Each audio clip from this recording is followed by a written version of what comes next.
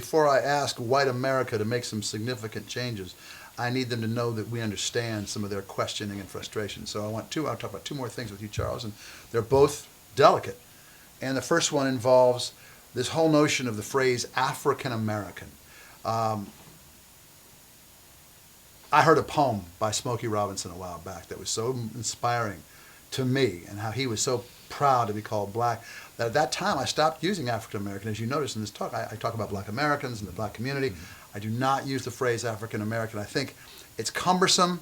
I think it's been foisted upon us by politically correct white and black people, and I find it unnecessary. I know that there are a percentage of white Americans that kind of feel the same way, and I'd like to know what you think about it. I mean, there's no right or wrong on this, but what do you think about that? Well, you know what I think about it, Matthew. I actually am comfortable, and I've always been comfortable with the term black.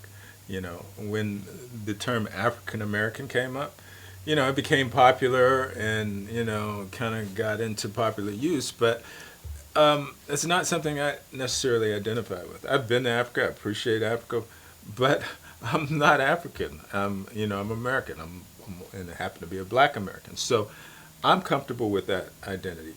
But I can appreciate people who want to use that, because I believe that people should have the choice. If they want to identify with that phrase, you know, it's their choice. But, you know, true African Americans, as Smokey said, are Africans who migrated to America, you know, not those of us who basically were born here and our, you know, ancestors were born here, at least our, you know, immediate past ancestors. So, yeah, black is fine. Absolutely. And I will simply say that African Americans, 6 syllables. Black is 1. Just, you know, economies of scale here. Sure. All right, so I say this to the end because it's probably the most delicate. And I would like to talk about the word nigger. It's used today, whether it hinders or supports the black community. I have an opinion which I'll share, but I really want to hear yours first. Should the black community give that word up? Is it holding them back, or do you see something different?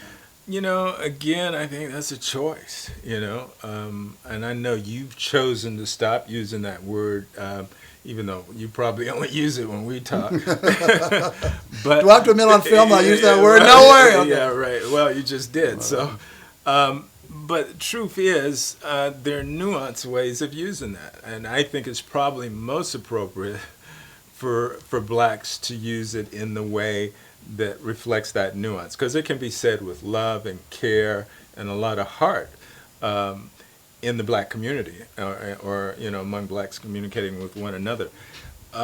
Unfortunately, there's few, and I say few because there are exceptions, whites who know how to use it with compassion and love and care. But there are times when I've seen that, you know, that demonstrated, and I take no offense to that. Although I can't say that I would promote the use among whites in the broader community, because, you know, it's a delicate issue, you know, and people's thinking is so polarized, and it's so easy to abuse it. So I would say I'm okay with blacks using that. I would question whites using it unless they understand the culture and they use it in a way that reflects, you know, heart when they're communicating, and in that context, you know, it can be done, but not many people can do it who are white. All right. Well, I hear that and I respect that. And I'm going to offer a different view. And I first want to start off. Sure. I'm a fairly big fan of Bill Maher. Right. I think he's doing some Got important it. work in the world. And I don't know if you remember, but a while back he caught some flack because he told a joke, and the punchline was about him being a house nigger. Yeah. And the uproar was fairly vocal. Yeah. And what was confusing to me and a lot of others is if there was ever an ally to people of color and equal rights, it was Bill Maher. Yeah. And he kind of got a little excoriated by that and had to apologize. I'm going, God, even our comedians are having to be more politically correct. And I saw that episode, and as soon as he said that, I knew he was going to catch hell for it, even though it was totally appropriate the way, I mean, it was. He used it in a way that really just reflected truth and comedy and what, but still, it's like there's this knee-jerk reaction when the word's used just because of the word, you know, and to me that's getting a little extreme, but that's just where we live. So let me share something with you. I mentioned this gentleman I used to work with. His name was Jason, and tremendous young man, late 30s, and he never used the word. He's a black man, and he never used the word. And I asked him why, because he was really adamant about it. And he said something that I never forgot. He said that word is oftentimes the last thing that a young black man hears before he is murdered in the inner city. And this kind of stuck with me, because there's such violence in the inner city. And after that, I never used it again. And again, you're right. I only used it with you. We were alone, or when I was quoting Richard Pryor. And I've used it with you. Yes, you have. But my point, I guess, I want to just be clear. I have an opinion that there is a section of the white community that hears it being used between blacks as well. If they can do it, I can do it, and they get all righteous about it. Sure. And I want to be clear about this. I don't think it's great for most blacks to use it. I don't think it energetically has the effect they might want. But I don't really think there's ever a reason for white people to use it.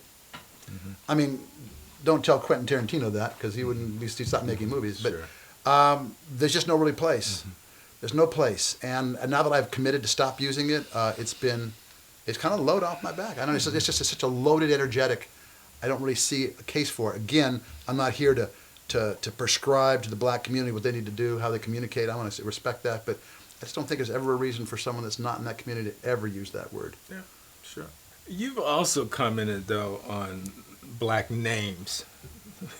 And I want to hear how you justify making that an issue.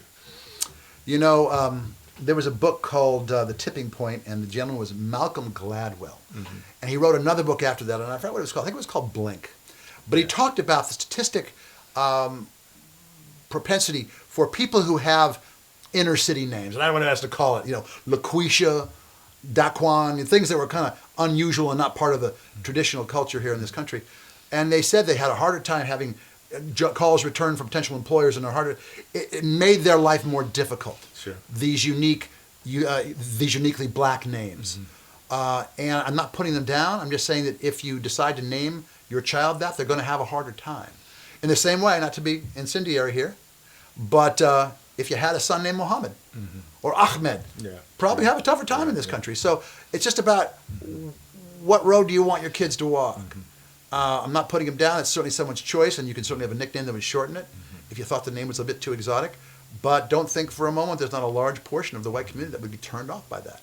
So I'm just saying, don't make your path harder than it has to be. Yeah. But if it's really important to you to stand out, then fine. Yeah, and there's some common sense to that. But again, things are so in flux and changing. I mean, you think Beyonce was held back by her name? Well, she's done really well for her, so I don't know. How about Rihanna? I don't have a lot of experience with Rihanna, but I will say about Beyonce, she had a very, very supportive family, didn't she? Mother and father? Yeah. And who were very, very active in her career, cultivated her, like the Jackson family, cultivated her, supported her. So a lot of things can mitigate that. Right. Beyonce is a name I hadn't heard before I saw her. I don't know what its origins are. I don't know if she was given that name. Yeah, but have you ever seen a white woman named Beyonce? Not yet. I'm sure it's coming. Maybe here already, actually. But I hear what you're saying. I think, the important thing is the intention, the understanding, the love that the family has, and just how they raise their kids. And Beyonce's kind of the exception that proves the rule. How many Beyoncés are there? But I think they're probably a lot more than we realize. Right. I'm not attached to it, and I wouldn't have even brought that up because it is such a personal decision. But again, it's about what one wants most. If one wants a lifestyle where they can afford to own a home one day and raise a family and have vacations and have some of the things some of the blessings of our society, then there's certain steps that I would consult them and encourage them to do. If that's not important to them, they want to walk their own path and be a complete individual, then I support that. It's just going to be a harder path.